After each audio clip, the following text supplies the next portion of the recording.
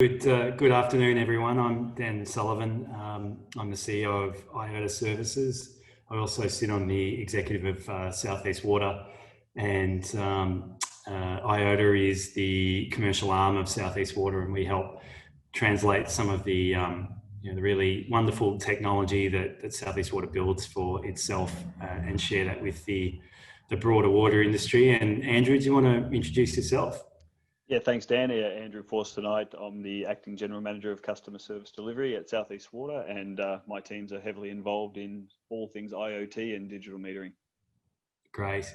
So I mentioned earlier on in this VicWater conference that Southeast Water is doing something quite innovative around digital metering, and I believe that's on a global scale. Having talked with a lot of other water utilities around the world, I don't know that many are looking at their meters in the same way that Southeast Water is. So there's a really interesting story behind that around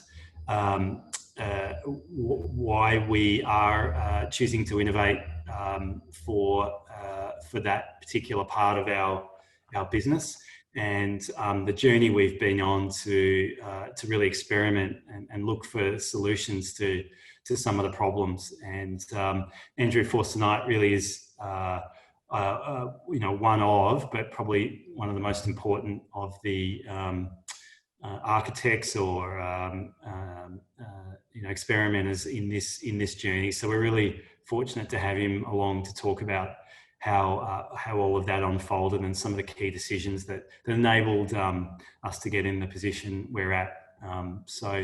But I think before I throw some questions to Andrew, just some initial comments. It's not about the technology. This all really did start with the customer, and really, we've got mechanical meters out there, and we have meter readers who walk around and do the read, which then finds its way into the bill. But in this day and age, it's just not good enough to provide a bill every quarter that only has one extra data point that you can compare with the previous bill from the last quarter.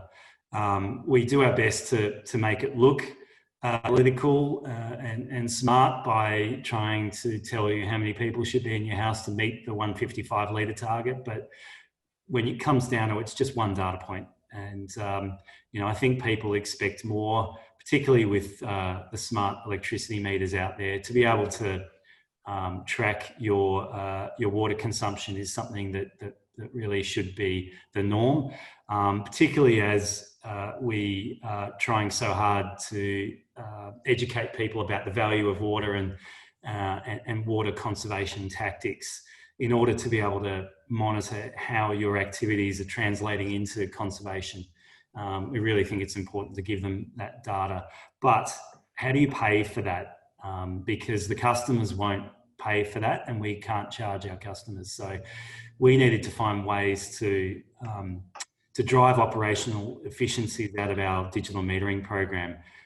That all needed to stack up in a business case so that we could roll out, the 850,000 meters to our network, as well as building back-end systems to manage the increased amount of data, and then an analytical platform to enable us to derive insights out of that data.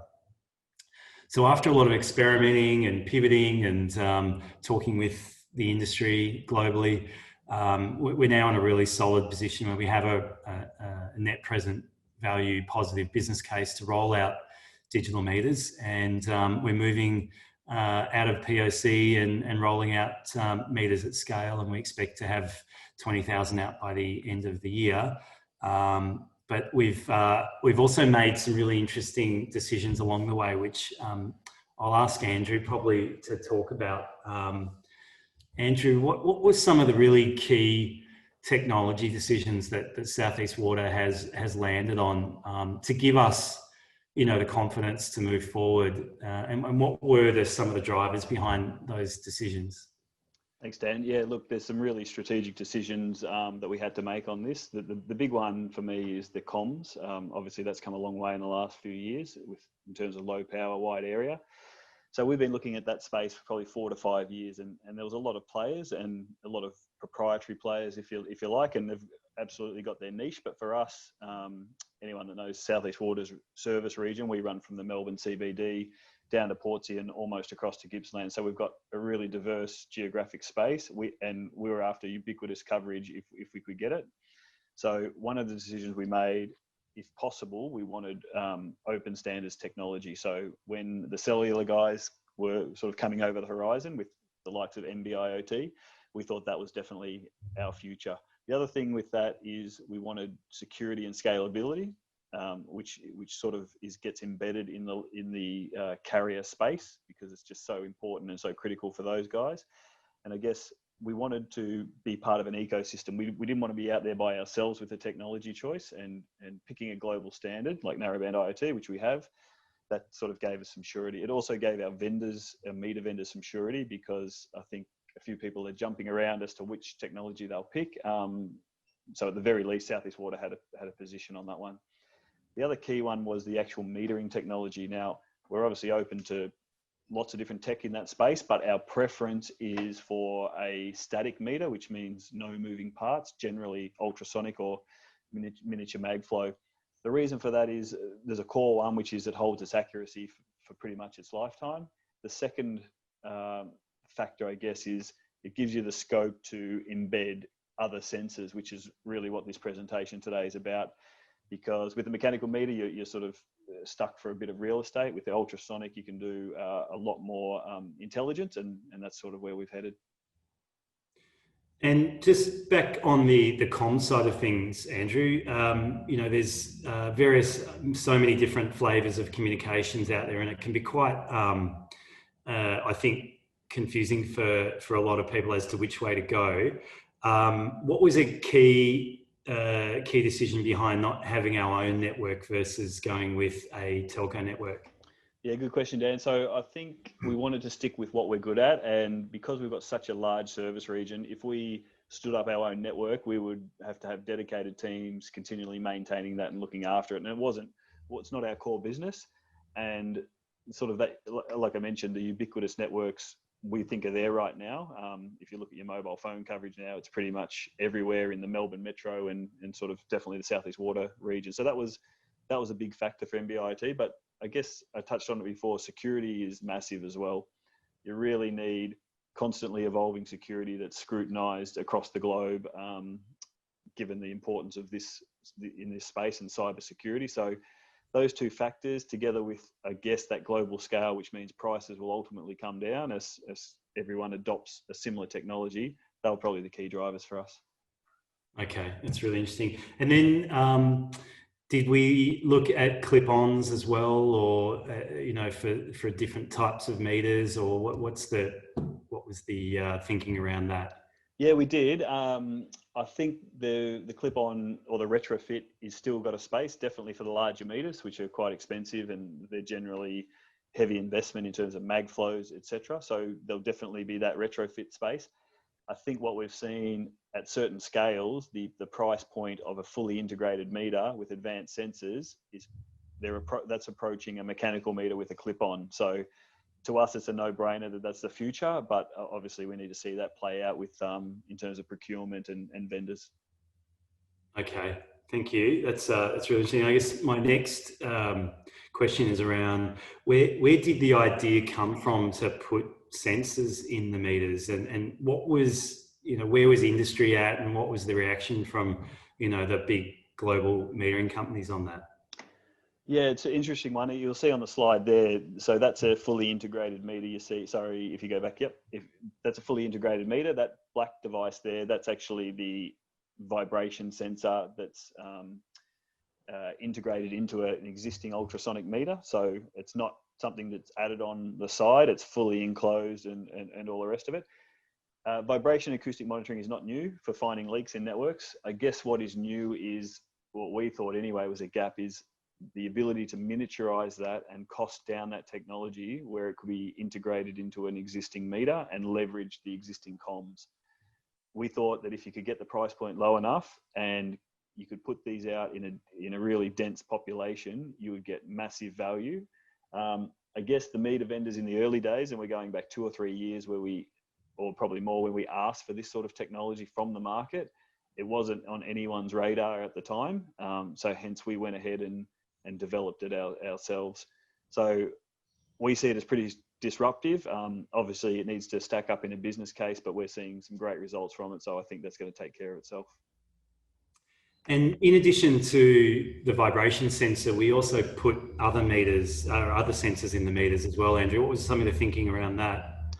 Yeah, as I mentioned, and having the ultrasonic gives you that real estate and gives you that sort of flexibility. So the sort of no-brainer ones for us was if you could add pressure sensing to it, which we've since done. Now, obviously not every meter will have a pressure sensor, but if we can have a pressure sensor in every 100 houses, for example, or every shut block, giving us that real-time information whenever the pressure goes low or high as needed, we see that as a major innovation. So that's one we've definitely gone after. There's some you get out of the box. You get a lot of features with an ultrasonic meter in terms of reverse flow, etc. But one of the inherent ones is also temperature, water temperature. So at this stage, we're collecting that data. We ultimately don't know where that will be useful, but it comes for free, if you like. So we'll definitely look at that space. But the big ones at the moment, pressure, obviously flow and vibration, we think are some winners. So this is essentially putting edge computing and using the meter as an edge device. So it's going beyond consumption as its use case. So we'll have close to 1 million miniaturized computers essentially in our residents' front yards. What's the risk around them becoming obsolete or stranded assets? How are we protecting ourselves from that? Yeah, it's a good question. So one of the things I didn't touch on earlier with our technology choice is for two-way communication. So that black device you saw in the meter, that's fully firmware upgradable. It's built for a 10 plus year lifetime, as is the meter. So from a future proofing point of view, I think we've got some pretty good designs around that. You're right about the edge computing. You'll see on your screen now, these are the sort of signals that come from every single one of those meters. So it's got its own signal processing in that little black box. It essentially listens for leaks in the middle of the night, which is what most acoustic equipment does. It processes it and it summarizes it and sends it back over the air. So obviously we don't want to be sending big waveform data and lots of overhead in that regard, given that we're using a low-powered wide area network. So the device has got the smarts to process that, summarize it, and give us that insight straight away. Mm. And so zooming into the vibration sensor, what problem are we hoping to address here? What's the magnitude of it? What's the use case? What's it built for? Yeah, so I guess like most water authorities, leakage, bursts, and non-revenue water are common problems across the board. So we've got it covered at Southeast Water from a macro level, where we can potentially know where there's a leak in a DMA or similar, but you're still looking potentially up to 10, 20,000 residents to do that. So we wanted to take that next step and get down to that granular level. This sort of technology gets us there. It gets us right to the customer property. And it's obviously the meters are there to give the customers huge benefit and insight, but on the flip side, it's giving us a heap of network intelligence. So what we've found so far in the early trials is that pretty much any leak in a service pipe can be detected, no problem. And I think we'll see in a little minute, when you have a dense population of these meters with vibration sensors, you can actually detect leaks and bursts on the main. So Courtney, if you just go back a slide there, Dan, if you're happy for me to talk to a trial there. Please go ahead. Yep, no worries. So this is a real world trial. So what we're trying to do is we wanted to prove this technology out, but we wanted to do it in a real scenario. So as a leak got called in, and in this example here, there was a massive amount of water running to a stormwater pit, but there was no water coming to the surface. So it was not obvious as to where the leak was. So this is a perfect use case for us to trial the technology. So we actually installed meters at customer properties. You'll see the blue dots there as to where we installed them. And we let them go for a day. And from that, we're able to determine exactly where the leak was to a close proximity. Now, remembering that we're going for a super low cost device here. So hasn't got the sophistication of a correlator that pinpoints it to a millimeter or anything like that, but it gives you a really good indication that it's within 5 or 10 meters of a property. If you want to go to the next slide, please, Courtney. So the graphs you're seeing there in the colors there, that's the signal response from each of those meters. So the second one down, the gold one, that's what, and the bottom purple one, that's what you see when you see no signal. All of the other ones are showing really clear signals for leaks. So we're able to use that to get proximity to where it was. And we're actually able to have our crews dig down at the estimated spot, and there it was. So each meter gives a magnitude. So it's not just detecting that the fact that there is a leak, it actually tells how strongly it's hearing it. And that really helps to pinpoint where we're at. So do we need sophisticated analytics within the platform to be able to triangulate the location of that leak? I think our thinking is if we have these densely enough populated, you'll see on the slide here, it's all about heat maps. So if you have the dense population, if you see the lighting, those dots lighting up when the leak was occurring, so you see 3 really strong correlations, a medium one, and then two meters that saw nothing. That's enough for us to really transform our business model, just even having this. So we haven't got great sophistication in terms of how we scan our networks at the moment. It's literally people walking the streets with listening sticks. This will flip that on its head, where we have that ability 24/7, 365, where every single leak and the magnitude can be estimated each day from these heat maps. And you'll see post the repair, it's pretty clear that once a repair is done, whether the fix has been adequate or not. So we see that absolutely changing our maintenance models and everything in the future. Mm. And does it give enough time before a leak becomes a burst in order to be able to get into that predictive stance? Yeah, it's a really tough one, that. So obviously there's a lot of schools of thought on that. We probably don't have enough data yet. It's probably not to our next phase of the program where we're installing sort of tens of thousands of these, where we'll have a bit of confidence that we can detect a leak before it becomes a burst. But that's absolutely what we're aiming for with this. It's no use having all this great data if the road blows open and we know a day later. That's absolutely not what we're after. So we're going after that goal. How close we'll get, it's still to be determined. And can you talk a bit about the performance of this vibration sensor on different pipe types? The service line versus the mains, and plastics versus steel, or other materials? Sure. So I guess, like I mentioned earlier, we're really after a cost point that makes this a business case to put it into a meter. So obviously we can't have a device that's costing thousands of dollars to put into a meter. So our initial intention was to match the performance of a listening stick that's out there right now. So we've achieved that. And based on that, pretty much every service line, including poly, etc., you can find the leak on the service line, no problem. Where the difficulty will be, and everyone in the sort of leak game will know this, is when you've got plastic and PVC mains and a small weeping leak. That's obviously really hard to detect. At the moment, that's probably a bridge too far for the technology we've got and the price point, but we're doing a little bit of R&D on the side to see if we can tweak that to really go after that. Now, if we don't get there, that's absolutely not a problem, because everything that's cast iron or copper or anything like that, the signal is super clear. It's only those weeping leaks in a PVC main and a poly service where any acoustic equipment would struggle. So we're not expecting miracles there, but the large ones we'll definitely get. Yeah.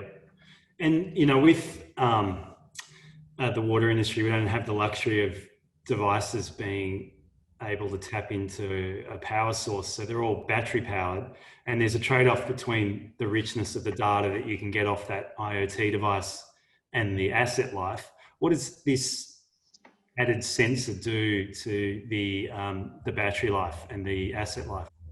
Yep. So most of the meters that we work with have an estimated life of somewhere between 12 and 15 years. And that's just the base meter doing its daily, once a day transmission of probably 30-minute interval data, maybe some pressure and maybe some temperature. This device is the vibration sensor is actually a passive device. It uses the vibration that comes from a leak to power itself, if you like. So the tech guys in the teams have done estimates. It probably takes about 2 to 2.5 months off the total lifetime of a meter. So given that's 12 to 15 years, we think that's absolutely suitable for the benefit we're going to get from it.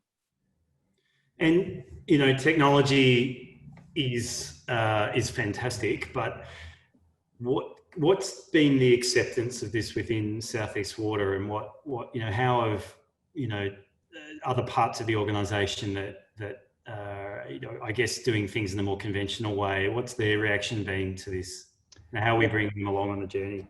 Yeah, so obviously that's pretty critical because it's quite disruptive, but I think they also understand that it's in its infancy, and it's probably, by the time we go to full scale, we're talking a couple of years away. But generally across the board, a lot of the people in the operation space see the value of this, absolutely, because we're pretty much flying blind without something like this.